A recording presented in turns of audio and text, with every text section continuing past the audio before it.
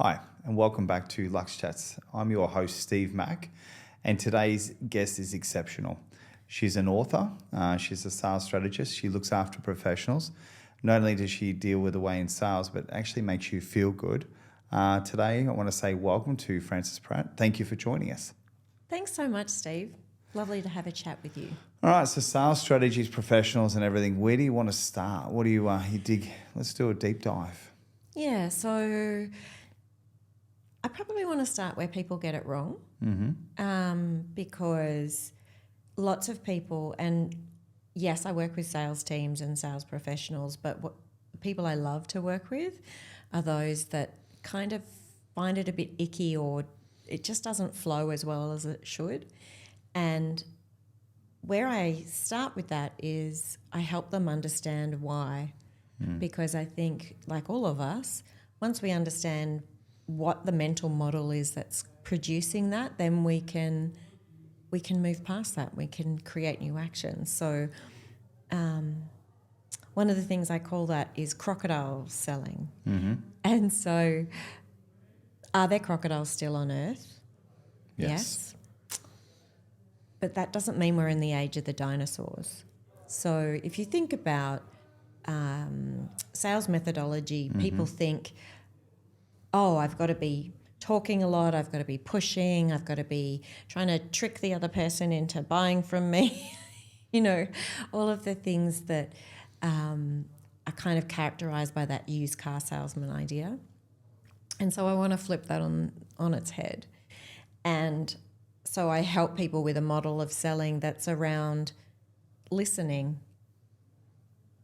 Because if you're going to help someone, you've got to understand who they are and what they need. That's why they call it, don't sell or tell. You really do need to listen. Yeah. And it's about engaging questions. So typically, as I said, as you know, when you're trying to establish rapport, it's literally going, why are you buying? What's your key motives? Is budget important? How will this product improve your life? But a lot of people just go straight into the features, advantages and benefits. Yeah. Exactly. And we've all been victim of that. I remember actually I was in my very early 20s and I was buying my first new car. And I had kind of been to a few car yards and I knew what I wanted, and I walked onto this yard and this guy was pressuring me. I was on my own. I was a 21-year-old woman, and he offered me a really good price. But then he said, if you leave this yard, the price leaves with you. So you can't come back tomorrow or whatever. And I just looked at him and I said, don't you try and pressure me into buying. I said, I'm really happy to go and talk to your boss about what you're trying to do here, because that's not okay. And I don't care what price you give me, I'm never buying from you. Unfortunately, the problem with that is it's worked on a few people. And I do think in sales, and I wouldn't agree with that philosophy, but depends on if you look at it from the sales point of view. I'm just flipping the script for you. Yeah. But that person could be desperate. They could be needing to put food on their table. And I look at that from an angle now, is it the appropriate action? No, but that's desperation sales. So it's more about 95% of the experience in the sale should fall into place. And I think what people have lost in this day and age is time, because time is the investment. You can do takeaway sales, you can do this, but end of the day, I say to my clients, you pick me as much as I pick you. It's got to be the two synergies have to go together, two energies have to go together. Yep. And I think that's where you're a little bit different. And had that person had some coaching, ideally by you, and sometimes those things have led to you to where you are now, because that story still sits with you. Yeah. So I think there's a lesson in everything.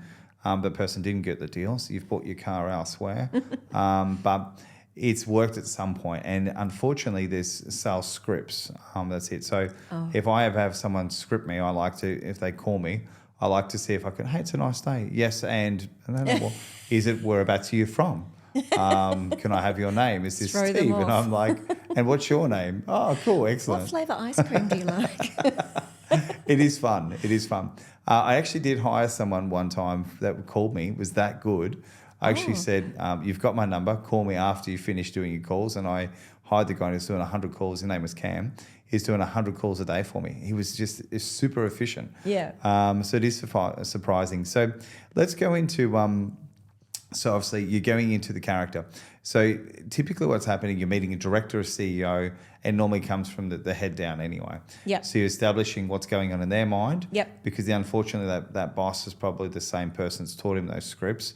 But you got to go into the mind. Then you got to work through the sales team. What are sort of 3 key things for selling that you'd recommend in 2026? So what are 3 good skills you should have? So we agree with listening's one of them, but what are 3 other skills? Yeah, so listening, I think the other thing is, so listening to understand. I think then giving the customer a clear roadmap. Yeah. So that, you know, they're not experienced in our business. They don't know about the thing that we're trying to do. So what's next? That's right. Yeah. So is it a 6 or 7 step, 1 page, simple roadmap so the client knows what to expect at what point? And the good thing about having that is it keeps you on track as well as gives the client that transparency. And then the third thing I would say is asking, because you can listen really beautifully, you can have a roadmap, but if you don't ask the person to do the next step and the next step, then you're not going to sell.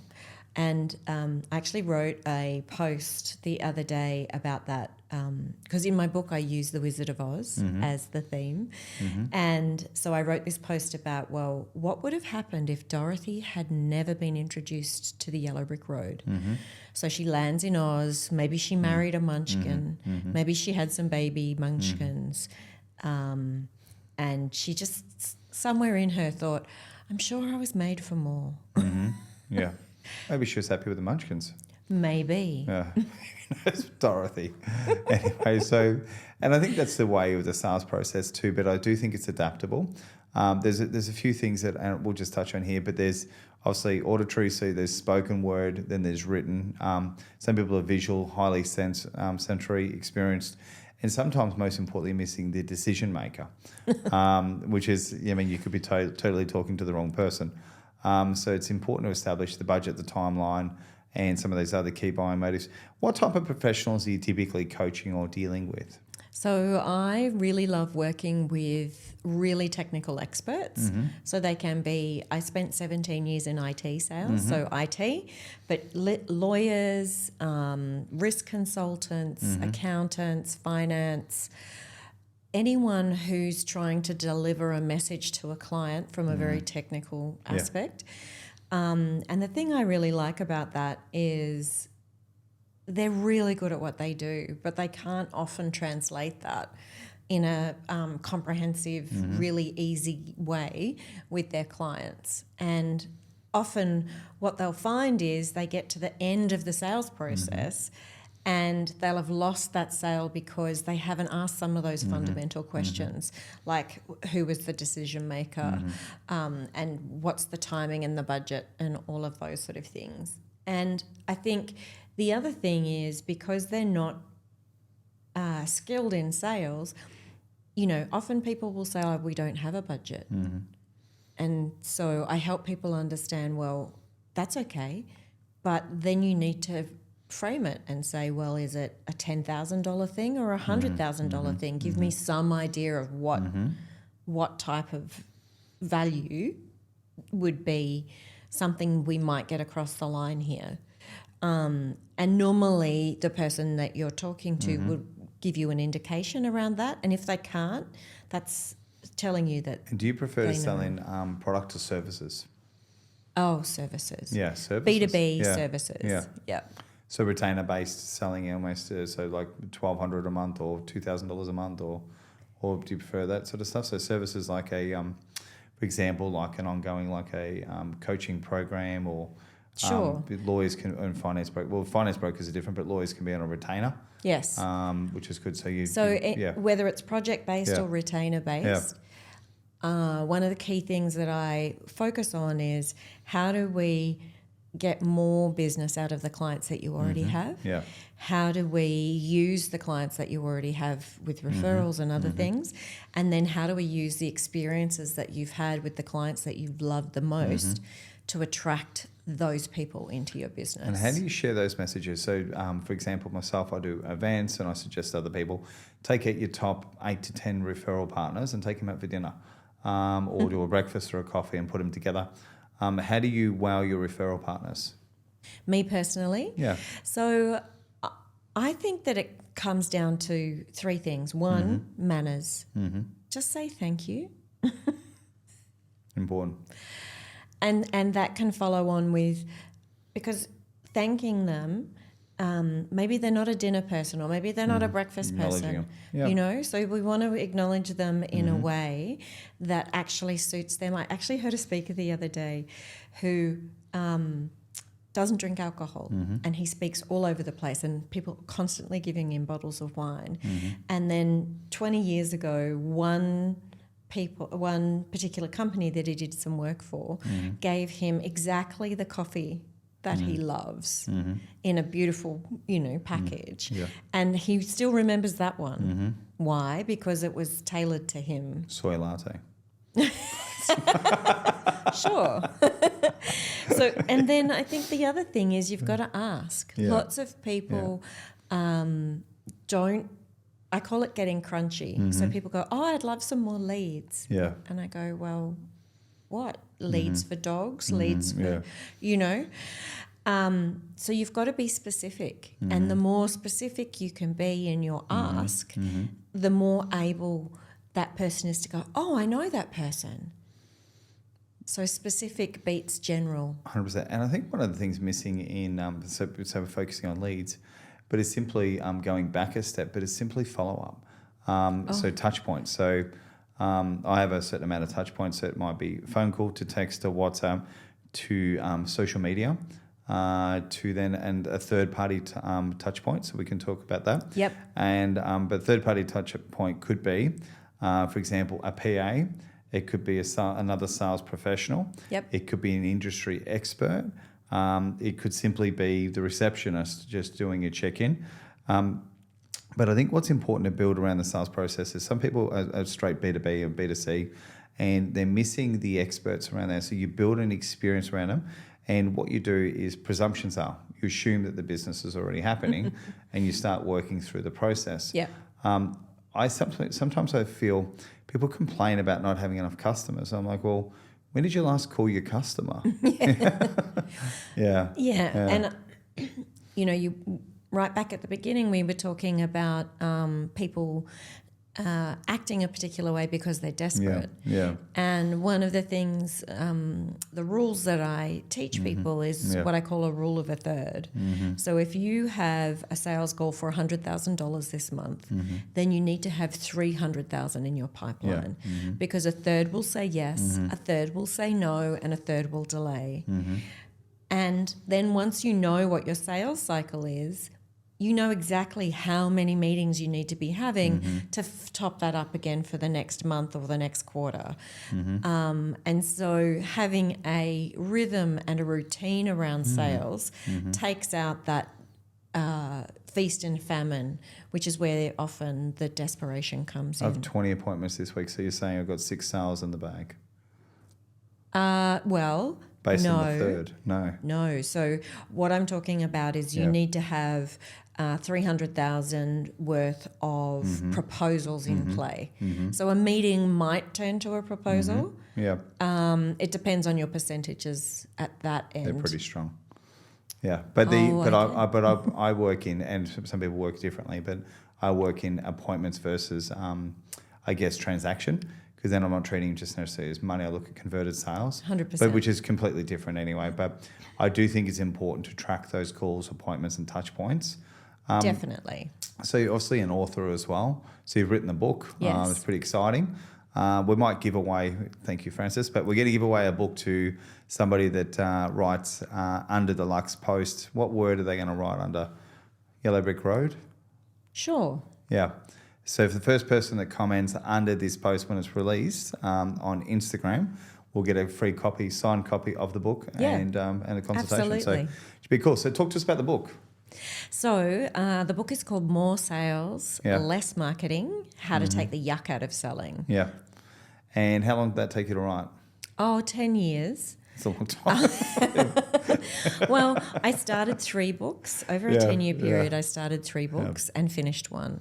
So it didn't actually take me 10 years to write it. Handwritten, by the way, guys. Yeah. Yes. Yeah. But a year once I got kind of Congrats, serious that's about exciting. it. Yeah. Have you done a book launch or anything? Or No. Let's do one for you. Let's do one at an event. Let's throw some books around. It'd be exciting. When you co-host an event, we'll do a little mini book launch for you. Thank you. We'll sit you in the corner and you can sign some books. It'd just be fun. Great. Okay, so for those that are wanting to talk about your products and services, do you want to just break that down, like while we've got the opportunity here? Talk to us about how do we get in front of you? How does someone reach out to you? What's your sales process? Oh, thank you. So normally I meet people in networking events or LinkedIn socials. And the first thing is I'm happy to give someone an hour of my time. Yep. You can book me like via LinkedIn. Like it's really not difficult. Yep. And in that hour, what I want to know is, who are you? What problem do you have? And then I'll probably spend 45 minutes or so unpacking that with you, because until I understand what your dilemma is and why it's occurred and etc., I can't help you. So then I have a number of different products depending on what happens. From a corporate perspective, what I like to do then is what I call a sales success blueprint. Yeah. So that's a small engagement that allows me to talk to your clients, understand how they buy, understand you, your market in more detail, and then map out a blueprint. Perfect.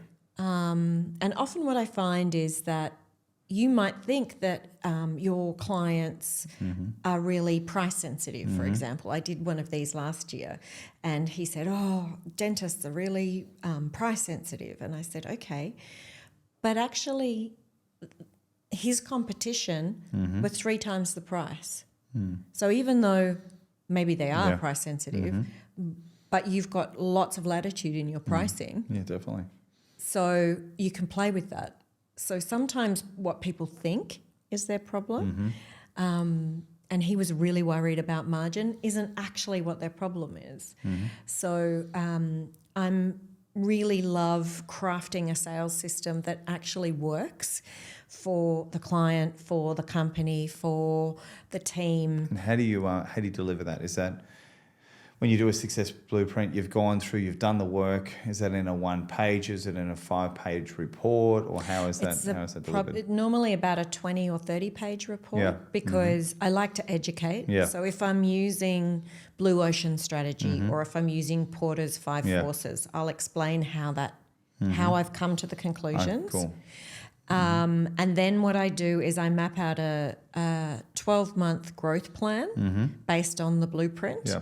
And a 90-day detailed version. So if that person applies that, they can add more money to their bottom line, 100%. Close more deals, which therefore create more referrals, which is pretty cool. What about coaching, this sort of stuff? So what about somebody's like they're sole entrepreneur, it's a small team, 1 to 3 person team. Yep. They just want a bit of a hand with their sales process. Do you have a budget conscious entry level get Fran in the business kind of thing? Yes. So I've got 2 versions of that. Yeah. One is a coaching. Yeah. So, and people can either do 3 or 6 months with me. Yep. And in that, I take them through a process that enables them to really clarify what they're selling, how to sell, their roadmap, all of those sort of things. And then for slightly bigger businesses, I do fractional sales work, which means I can come and sit in your business for, a day a week or whatever is going to work. I think it's important to actually sit in the businesses nowadays. Obviously, it seems like you're forward facing with meeting people that way as well. But it is important to actually sit down, especially I like what you're talking about, meeting, talking to their clients behind the scenes. The good thing with SARS are like crocodiles; they never die. You know, a crocodile never dies. It actually never dies of old age. The only reason they're smaller nowadays, 100%, that's a fact for you. And the reason they're smaller nowadays is men have killed them. So it's been shot. So they never die. So they're actually prehistoric and they live on forever. So that's a fact for you. So when we're talking crocodiles, so if you're a salesperson, never give up. That's it. That's the message there. Snap, snap. Get the check. Okay, let's move on to a couple of fun things for you. We've got a couple more questions for you. So obviously on LUX Chats, we like to talk about luxury items, that sort of stuff. You've been coaching, you're helping people. What are some of the things for you that you'd like to do? Money's no object. Is there a place you want to travel to, a car you want to drive, a watch you want to own, somebody you want to spoil? Give me something luxe. Yeah, okay. So for me, it's not things. Yeah. I've always just really enjoyed people. So if I can have a beautiful experience, food, massages, beautiful atmosphere, sightseeing with people that I love. Sounds like we're putting you on a cruise ship. Maybe. There's too many people on a cruise ship. So a small yacht. Yeah, but hot air ballooning. Oh, yeah. Have you ever been in a hot air I have. balloon? Don't do massages up there, but it's No. but everything else it is amazing. It's something we could do together. It's actually an it's experience we could do for beautiful. LUX. Yeah. Good idea. We'll throw a book off the top. Maybe not. Hopefully we won't kill anyone. Have you done hot air ballooning before? Yeah. Yeah. You should do it. So that would be your thing. So close intimate sort of thing. So you're an experience-based person, not materialistic. We'd like to see you do one or two of these items this year. Tick those. I think that's important. Okay. To have those bucket list items. So if we've got a commitment there. Challenge taken. Accepted. Fantastic. Now talk to me about a country. So obviously just under, I think it's just under 200 countries in the world. I think it's 195, 196 officially. Is there a country you want to go see? There's lots probably. Yeah. But at the moment I'm teaching myself Portuguese. Yes. And so maybe Portugal or Brazil. That'd be amazing. So I can practice my Portuguese. Can you say thank you in Portuguese? Obrigado. Obrigado. Obrigado, Fran. Thank you. Thank you. Just want to finish off with one more message. For the young ladies, gentlemen, and those out there watching today, what business message or message do you have for those entrepreneurs and business owners that you think should be shared? Oh, for the new and up and coming ones? Of course. Okay. Even for the old crocodiles. Even for the crocodiles. Okay.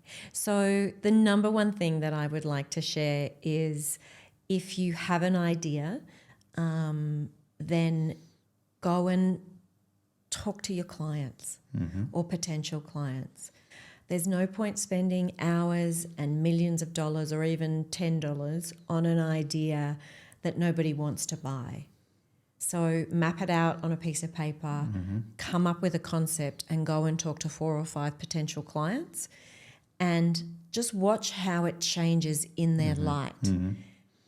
And so that's what I would strongly encourage, whether you're a crocodile or you haven't started your business yet, go and talk to your clients and find out what they want. Perfect. And the second of that, go talk to Fran. Yes. Get some coaching. So guys, I want to say thanks for tuning into this week's episode of LUX Chats. Hope you enjoyed our amazing guest and we'll see you again next time.